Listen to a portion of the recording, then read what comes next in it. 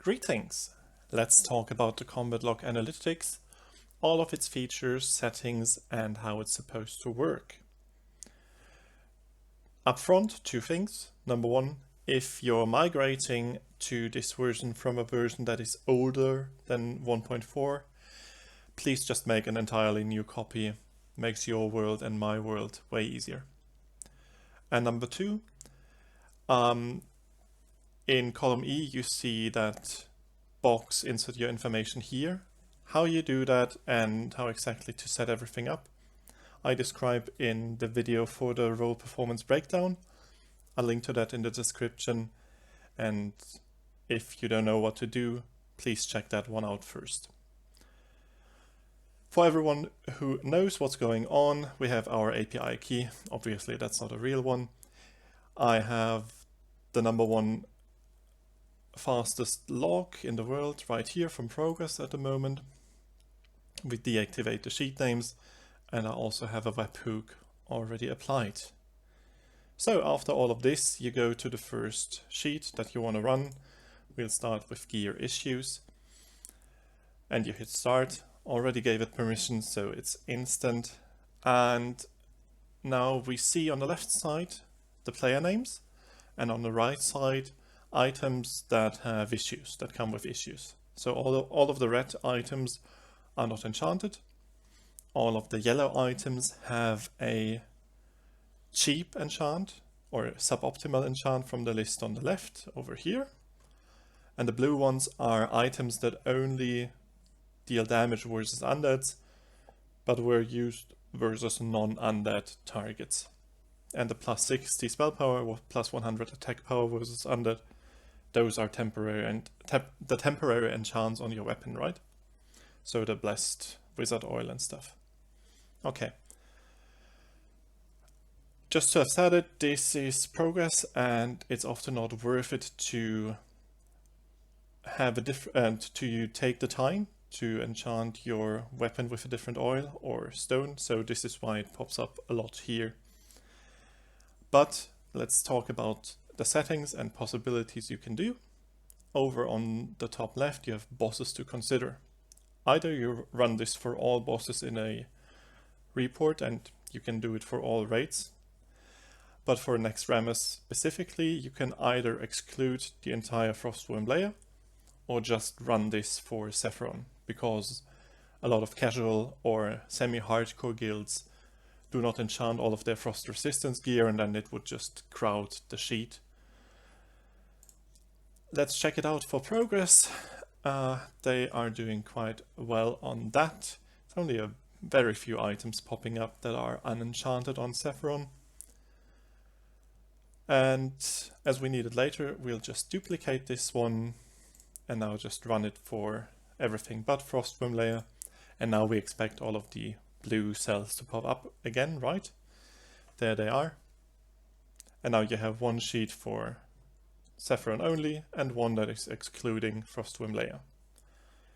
You can adjust the list of cheap enchants on the left, just make new entries, or these are items that are not looked into, Visitor's Legs and Scale Cloak and Crowd Pummeler.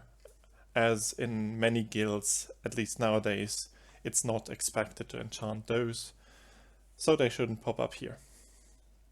Alright, that's everything about gear issues. Let's move forward to the Ignite overview. More specifically for mages, but maybe also for a raid leader or a caster role leader, you want to look at this. You can see the uptime during a boss fight. And have in mind, here you can see Gothic. Obviously there's a lot of time where Gothic isn't even available and the mobs are dying very quickly. You can see here for each boss what the longest applied Ignite was. Let's see Kel'Thuzad. The duration of the Ignite was 22 seconds. The highest tick was 5,278 damage. And the Ignite started at 57 seconds into the fight on boss mob number 1. If there are multiple boss mobs, for example, Bug Trio, or for Horsemen, then you will see a higher number, and that is to differentiate the different boss mobs. Alright. And on the right, you can see all of the history of all of the ignites on a fight. And if you wipe on a boss, it shows that wipe in a new row. Not much to do here, and no settings you can adjust, so let's move forward to world buffs. This is more interesting, and I think a lot of you use this a lot. So I'll talk a bit about settings and the idea behind how everything works. I just hit start, so it's getting generated, and in the top left we have the show value setting set on only relative. There's an explanatory text if you hover it, but we'll get to that in a second. Let's look at the right first. So if there is a gray cell, this buff was not brought to the raid. If it's red, that player lost it due to dying. If it's blue, and that is very, very interesting, then this world buff was pushed off because of the buff limit. It can be, due to batching, can appear in logs as if this was lost via the buff limit, while it just ticked out. Just have that in mind, it usually works pretty well, and once batching is gone, this is getting even better. If it's yellow, it's simply ticked out, or maybe someone clicked it off for whatever reason. And if it's green, it was kept until the end. If the font is red, as you can see here, that means for the calculation of the score, we'll get to that in a second, this buff is not considered. Because I cannot see what your talents are, or the player's talents are, I have to assume these are all holy paladins, and they don't need Fangus. If they bring it to protect their buffs, that's fair and square.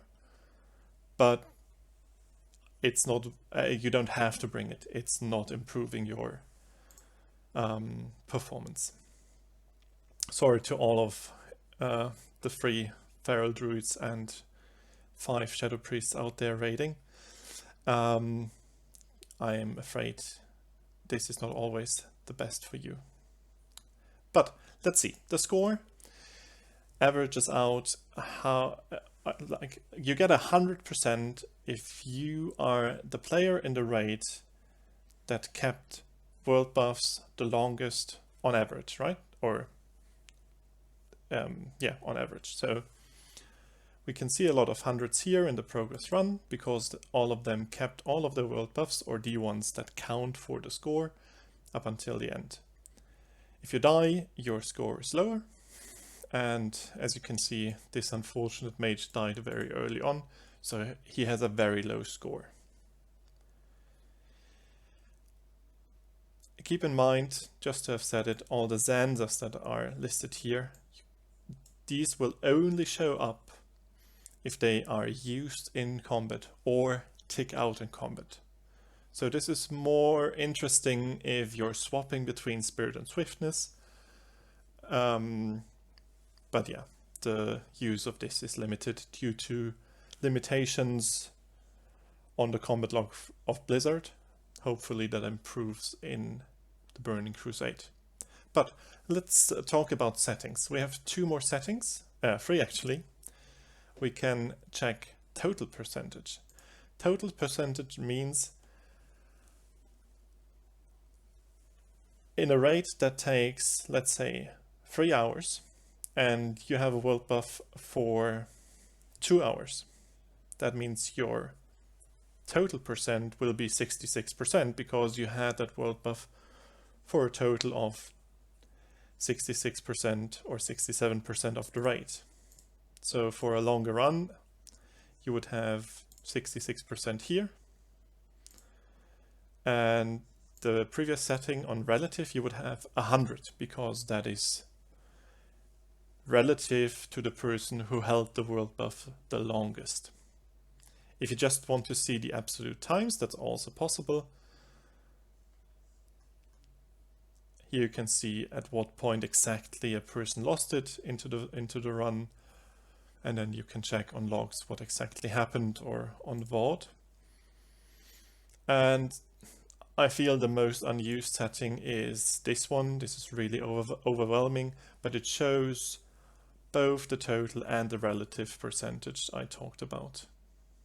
Keep in mind, if you rebuff, for example, for Frostworm layer,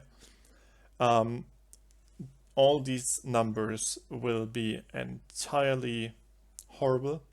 You can't use that, and it's unfortunately unfixable due to the logic behind everything and how the combat log works. So yeah, this only works if you're not rebuffing. Talking about Frostworm layer and Saffron, this is the next sheet, Frost Resistance. I'll just start it for this log from progress again. And here you can see on the left again the player names and how much frost resistance they brought to Saffron just from gear. Obviously it's quite low on progress. Probably your average in your guild will be way higher. But let's have a look. First of all, which fight is considered, because you can't select wipe number 1, 2, 3, 4, 8, as the assumption is your raiders will bring the same gear to every single attempt. If you're in a position where you need a specific fight, just upload this single fight to a separate log and just run it for this one. But in general, this is taking either the kill into consideration or the longest wipe the longest wipe. So you can check all of the gear pieces they have on all of their slots, and it's colored in the rarity if it's an item that is yielding frost resistance by itself. It's blue if it's rare quality, and there is no color if the item itself does not provide any frost resistance, but has an enchant that yields frost resistance, which is often the case for cloaks, as you can see if people are not using Glacial Cloak or Saffron Drape.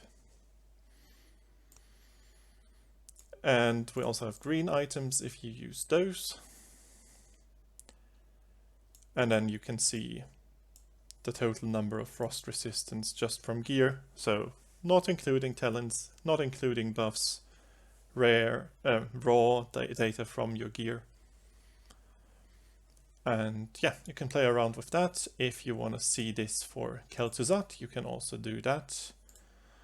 Generate it again, and then you will see KT instead of Seth in the bottom, and it lists how much frost resistance from gear your raiders used for Kel'Thuzad.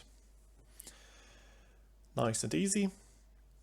More information here. Always, if you see this black corner, there is more information on that field.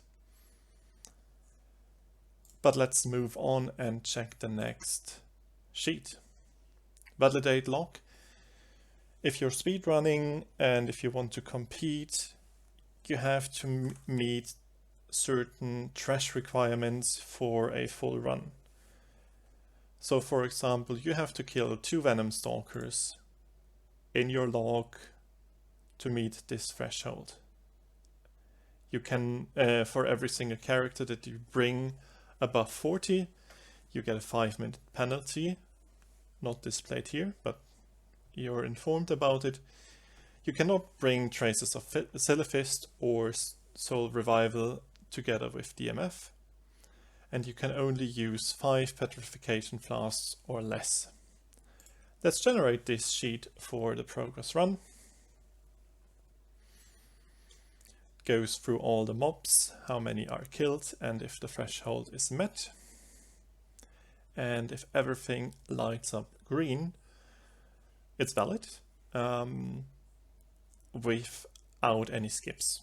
So if you're missing mobs on the left, it will be still a valid log, but with skips. Let's simulate this here. Let's say they only killed one Venom Stalker, right? So this is red, this becomes yellow.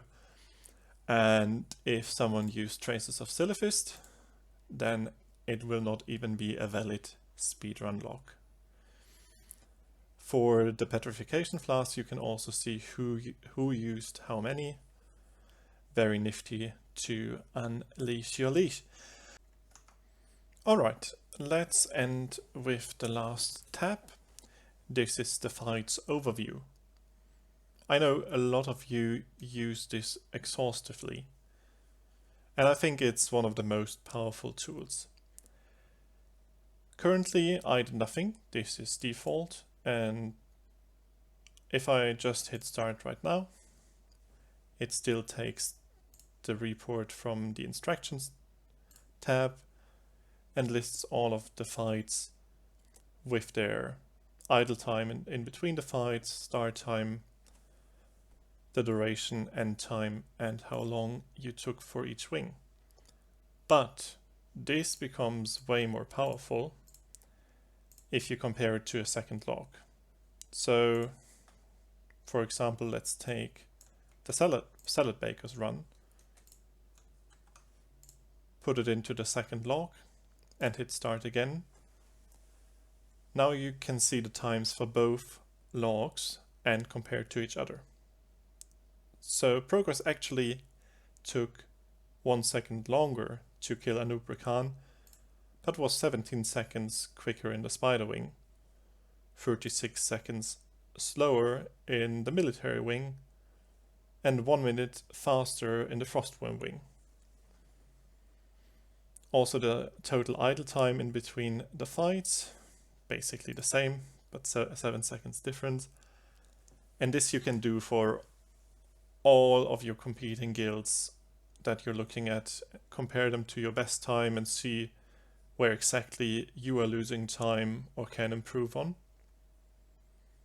And if you want to compare this with a different log, let's say you want to compare 2 different guilds, in this case noobs and salad bakers, you can overwrite this one.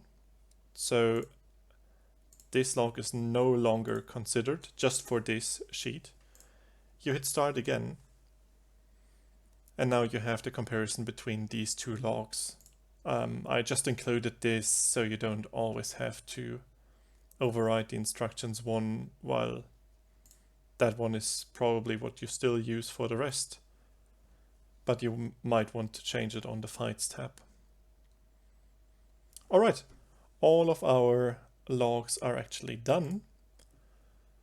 So let's head back to the instructions tab. After all of this is done, you can select which of the sheets to export. You do not want to share this spreadsheet. This spreadsheet includes the instructions with your API key. Just don't do that, and also everything gets overwritten, right? If you want to see in 2 weeks what happened 2 weeks ago, that information is lost. So we'll keep it as is, export all of the sheets. If you remember, we had 2 gear issue sheets, and as long as you don't rename them or the start of it, all of them are copied. Alright, let's start the export. You can't see anything right here, but once it's done, you will see the link over here in these 2 rows. And also on Discord, the finished spreadsheet will be posted. Let me show you that one. There you go. So this is the channel the Discord webhook belongs to, and you will see it's automatically posted if we click it.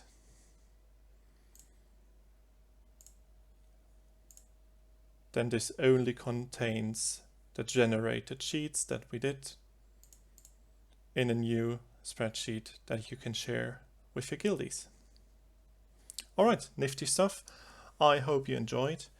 Let me know if you have any suggestions for improvement, any questions. You can find me or other helpful people of the community on the Discord. Enjoy your day and see you soon.